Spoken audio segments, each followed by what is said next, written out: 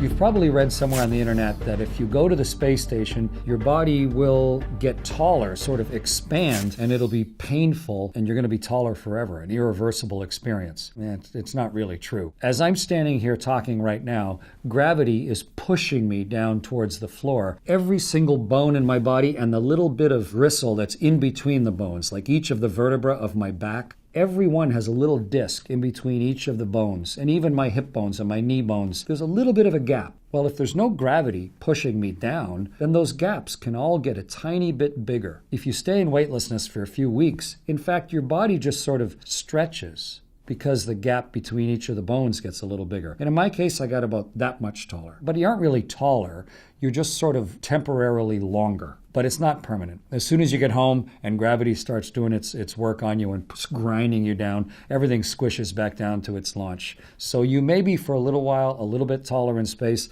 and it may hurt your back a little because everything's sort of getting pulled tight. Some people have back pain in space as a result, but it's not really growing. It's just sort of stretching to your natural maximum that you're going to get squished back again as soon as you get home. If you do get maybe that much longer after you've been in space for a few weeks, think what your pants would be like. They're gonna be high above your ankle. And if you put on a spacesuit, who custom fit the spacesuit to the size of your body? But we know it's going to happen, so we actually plan in advance. We fit our spacesuits knowing that the astronauts are going to be a little bit taller when they're in space, or at least their bodies are going to be a little bit stretched. And even the seat that protects us when we come back to Earth, the crash seat, so that when we hit the ground it protects us properly, we allow for the fact that our backbones are going to be slightly longer when we're up there. But your clothes, you don't really know how they fit because you're floating around weightless. Your shirt is always floating around your body. So you never really have a sense up there how well your clothes fit just because there's no gravity to pull them down and look and see how well they're fitting on your body. It's more like they're just floating next to you.